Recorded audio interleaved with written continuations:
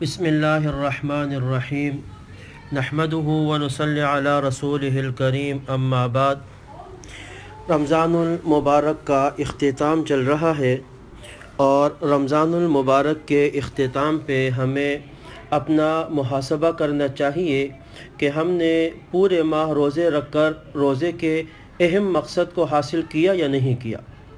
قرآن پاک میں اللہ تبارک و تعالی نے روزے کی فرضیت کا بنیادی مقصد ہماری زندگیوں میں تقوی پیدا کرنا ذکر کیا ہے۔ یا ایھا الذین آمنوا کتب علیکم الصیام کما کتب علی الذین من قبلکم لعلکم تتقون۔ مقصد یہ ہے کہ تمہاری زندگیوں میں تقوی پیدا ہو جائے۔ اب ہمیں دیکھنا ہوگا کہ ہمارے اندر تقوی یعنی خوف خدا پیدا ہوا ہے یا وہی حقوق اللہ اور حقوق العباد میں کوتاہی رمضان کے بعد بھی لوٹ کر آ گئی ہے۔ روزے کا دوسرا مقصد گناہوں سے مغفرت ہے، اپنے گناہوں پر اللہ سے معافی مانگنا۔ تو کیا ہم اللہ تبارک و تعالی سے اپنی بخشش کی دعائیں کر رہے ہیں؟ کیا ہم نے گناہوں کو ترک کر دیا ہے؟ کیا ہماری زندگیوں میں تبدیلی آ گئی ہے؟ مندرجہ ذیل حدیث کی روشنی میں ہمیں اپنا محاسبہ کرنا چاہیے۔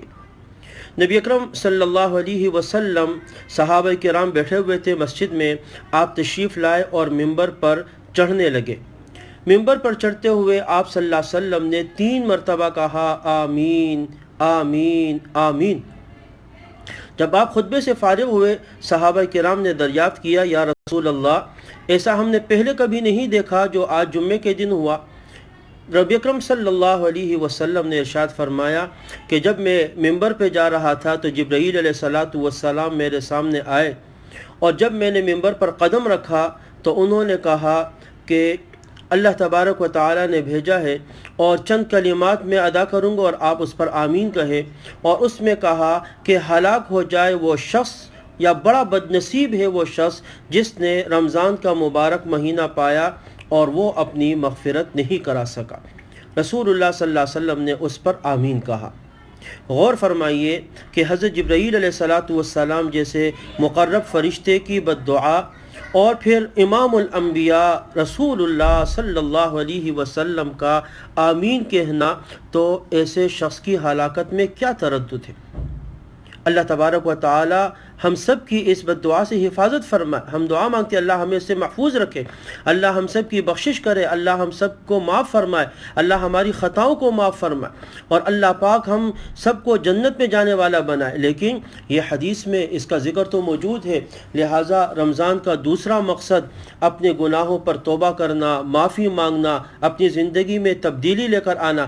آیا ہم اس مقصد میں کامیاب ہوئے ہیں یا نہیں ہوئے؟ اور رسول اللہ صلی اللہ علیہ وسلم کا ایک اور فرمان ہمیشہ ہمیں یاد رکھنا چاہیے کہ رسول اللہ صلی اللہ علیہ وسلم نے فرمایا، سنن ابن ماجہ کی روایت ہے، بہت سارے روزے رکھنے والے ایسے ہیں کہ ان کو روزے کے ثمرات میں سوائے بھوکا رہنے کے کچھ نہیں حاصل ہوتا۔ سارا مہینہ بھوکے پیاسے رہے اور جب مہینہ ختم ہوا تو ان کو سوائے بھوک اور پیاس کے کچھ حاصل نہیں ہوا، یعنی اللہ پاک نے ان کے روزوں پر انہیں کوئی اجر، کوئی ثواب، کوئی نیکی کچھ بھی عطا نہیں کیا۔ اور فرمایا بہت سارے رات کی بیداری کرنے والے ایسے ہیں کہ ان کو رات کو جاگنے کے علاوہ اور کچھ نہیں ملتا۔ تو ایسا نہ ہو کہ ہم آج رمضان المبارک کا اختتام ہے، آخری راتیں چل رہی ہیں، اور اللہ نہ کرے کہ ایسا ہو کہ سوائے بھوک اور پیاس کے ہمیں کچھ حاصل نہ ہو، اور ہم راتوں میں تہجد پڑھنے والے تھے، سحری کے وقت قیام کرنے والے تھے، اور پتہ چلا کہ اختتام پر ہمیں سوائے جاگنے کے اور کچھ حاصل نہ ہو۔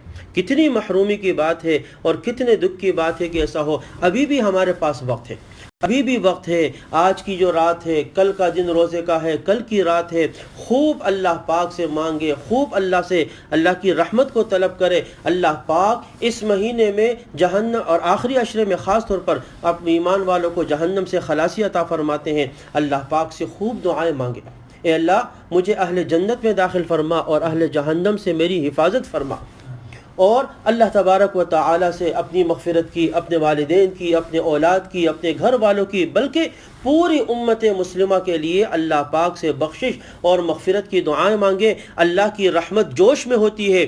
نبی اکرم صلی اللہ علیہ وسلم نے فرمایا نا، مزدور کو اس کی مزدوری اور اجرت کب ملتی ہے؟ جب وہ کام پورا کر لے۔ ابھی بھی تھوڑا سا وقت ہے۔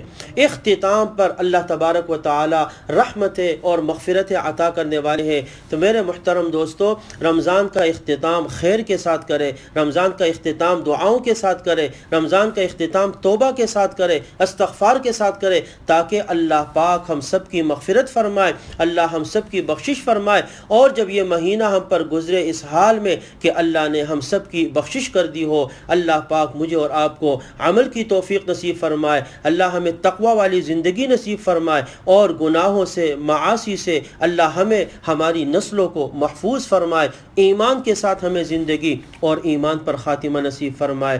وآخر دعوانا ان الحمد للہ رب العالمین۔